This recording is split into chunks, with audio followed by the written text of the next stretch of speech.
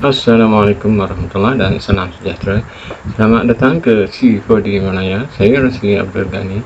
Di sini seterusnya kita akan kongsikan antara ciri-ciri kemaskinan terbaru bagi sokongan paparan, paparan teknikal preview untuk fungsi sistem SceneNote di dalam persekitaran aplikasi Maxon Cinema 4D Release 23 yang terbaru. Baiklah, di sini sekarang kita akan melihat cara bagaimana untuk mencipta kesan animasi dengan mudah dan pantas secara automatik tanpa perlu menggunakan sebarang fungsi keyframe dengan menggunakan sokongan bagi fungsi SceneNote yang didatangkan bersama edaran terkini bagi produk aplikasi Maxon Cinema 4D R23 kali ini. Baiklah, terlebih dahulu di sini kita cuba lihat menerusi persekitaran Cinema 4D R23 kali ini. Kita akan melihat perbezaan di antara fungsi script espresso dari yang sedia ada di dalam Cinema 4D, yang mana menggunakan fungsi expression nodes untuk menggerakkan setiap model objek 3D tanpa perlu menghasilkan sebarang fungsi keyframe pada panel alatan timeline yang ada di sini. Baiklah, di sini kita cuba buatkan satu objek null dari pilihan objek primitif yang ada di sini, dan dari objek null yang ada di dalam panel objek editor, klik kanan dan pergi kepada kategori bagi programming text dan pilih fungsi text bagi espresso. Baiklah, di sini khususnya kita ini dia panel bagi espresso editor. Kita kecilkan sedikit dan kita letakkan terlebih dahulu ke bawah, dan dari pilihan objek primitif kita masukkan satu objek sphere dan seret objek sphere ke bawah, tekan kekunci NB pada papan kekunci untuk memaparkan paparan ground shading line yang boleh kita temui dari pilihan menu viewport bagi display ground shading line. Dan dari sini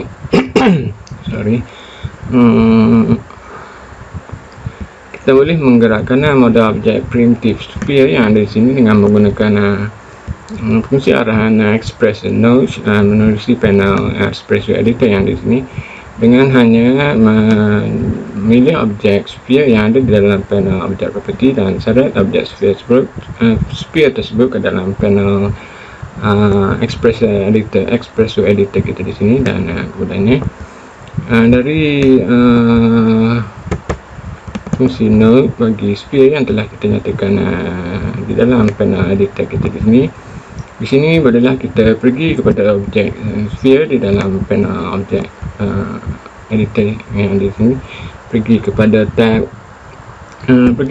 bagi koordinat di dalam panel attribute editor, dan di sini kita boleh menyeret ataupun menyatakan mana-mana nilai property bagi position, scale dan juga rotation untuk kita animasikan secara automatik dengan menggunakan fungsi nodes bagi time dengan arahan espresso di dalam panel editor bagi espresso ini untuk menggerakkan ataupun menganimasikan objek sphere secara automatik tanpa perlu menggunakan sebarang fungsi keyframe. Sebagai contoh, kita cuba putarkan pada paksi X yang ada di sini. Tekan undo, dan di sini kita hanya perlu aktifkan objek sphere, pergi kepada tab bagi koordinat dan kita seret property bagi rotation X dan letakkan pada port biru di sebelah kanan untuk port input bagi objek sphere. Dan di sini menerusi butang kanta yang di sini boleh kita lakukan carian dengan menaip time. Dan di sini kita akan dapat melihat beberapa fungsi arahan bagi node time yang boleh kita gunakan. Sebagai contoh, kita seret fungsi node time yang di sini. Ini dia. Dan pada fungsi node time ini kita boleh hubungkan terus kepada property input bagi sphere rotation dari port yang berwarna biru yang di sini. Dan bila mana kita klik pada butang play, kita akan melihat secara automatik objek sphere yang ada di dalam viewport akan dianimasikan secara automatik tanpa perlu menggunakan sebarang fungsi keyframe, dengan hanya menggunakan fungsi expression node dari jenis time dan dihubungkan kepada properti bagi objek sphere yang mana telah kita putarkan pada properti bagi rotation X di sini tadi. Dan di sini kita juga boleh menggunakan fungsi operator bagi mesh sebagai contoh, dan kita select fungsi node bagi mesh tersebut, dan di sini kita boleh hubungkan port bagi time kepada input bagi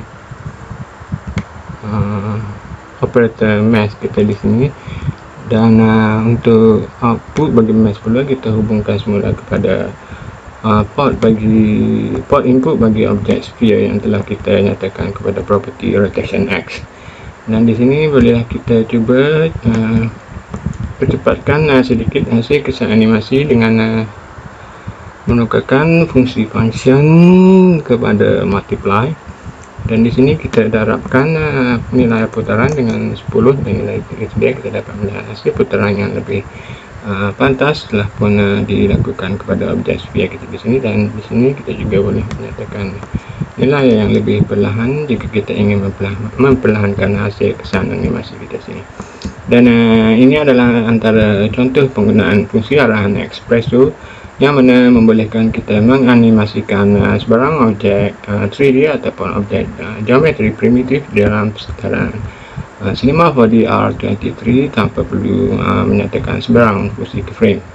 Bila di sini kita buatkan satu dokumen file yang baru, dan dari sini kita tutup dulu panel Express Editor. Dari pilihan fungsi layout kita pergi kepada pilihan layout bagi nodes, itu dia.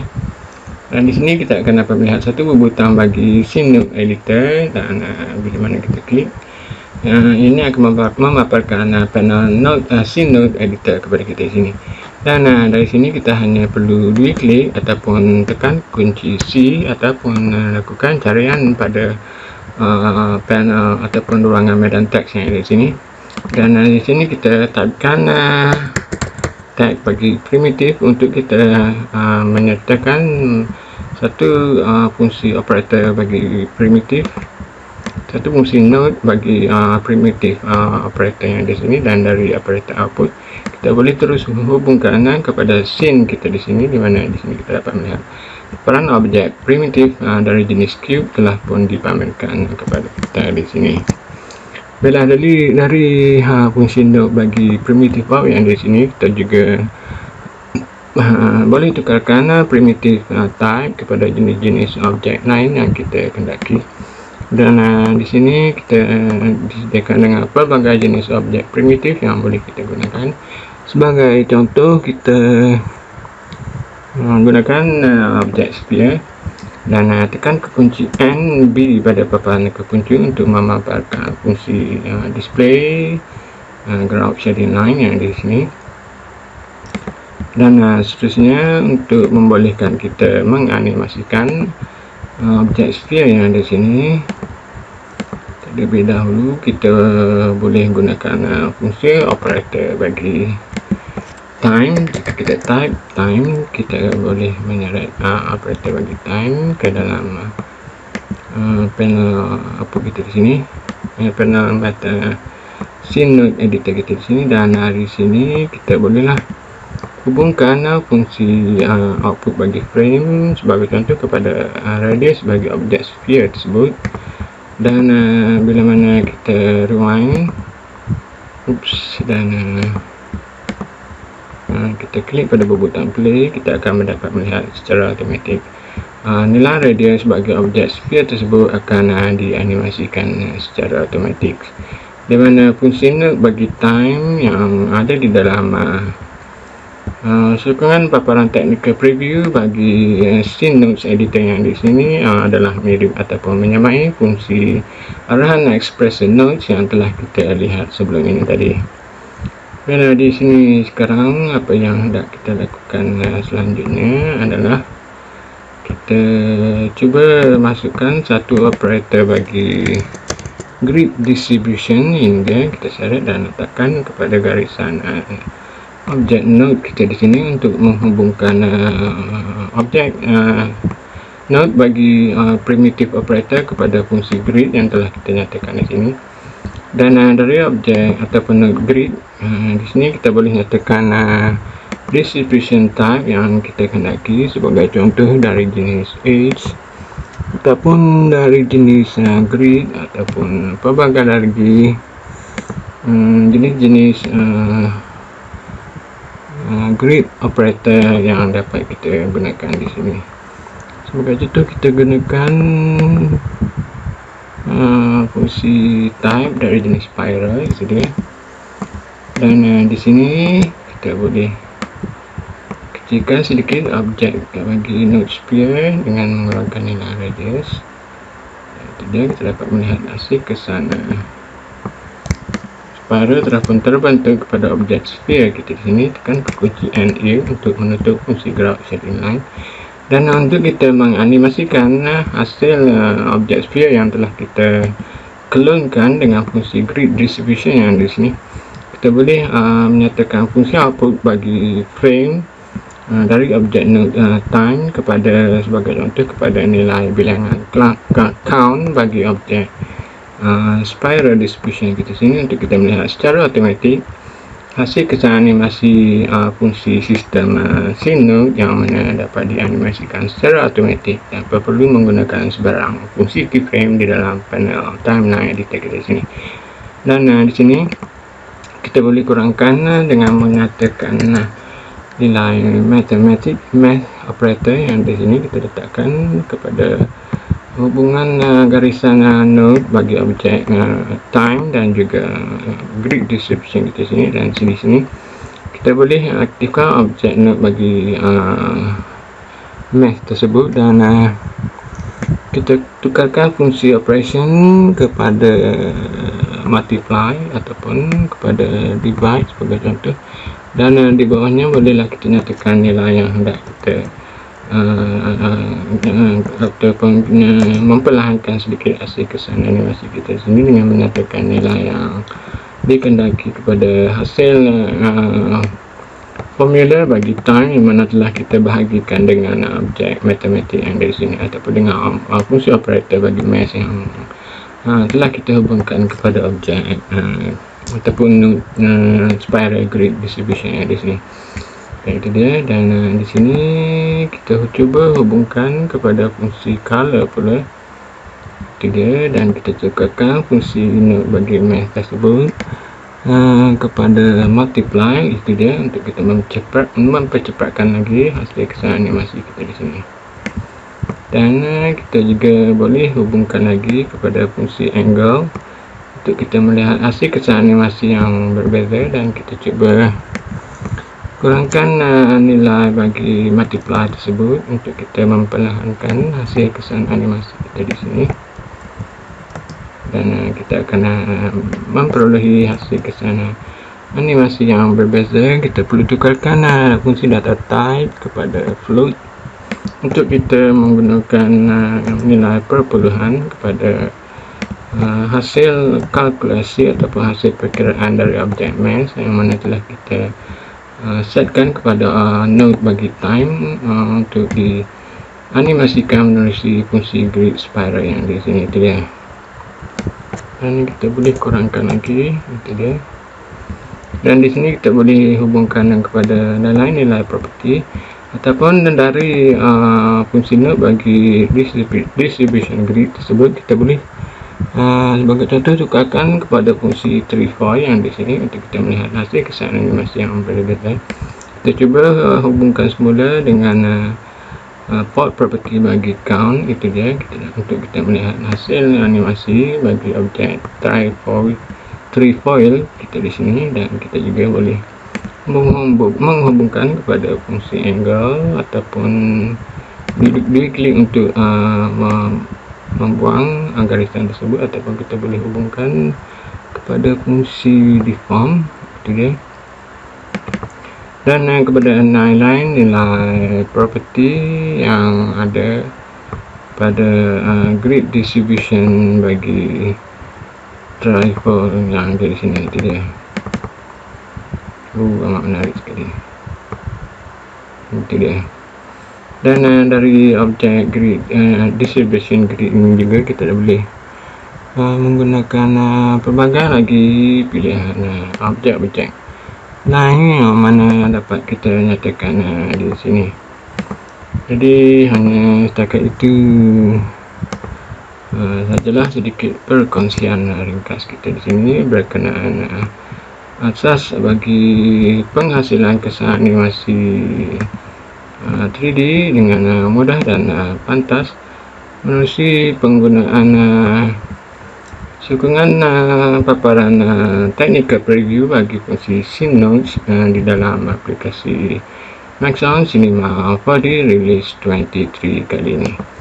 Baiklah, di sini seterusnya kita ingin kongsikan antara beberapa hasil projek yang telah kita buatkan sebelum ini, iaitu menerusi kaedah penggunaan objek MoGraph dari jenis Super Voronoi yang dapat kita hasilkan hasil kesan animasi objek 3D yang kompleks lagi dinamik kepada paparan teks 3D dari objek MoGraph yang ada di sini dengan fungsi Voronoi Fracture di dalam Cinema 4D R23 kali ini.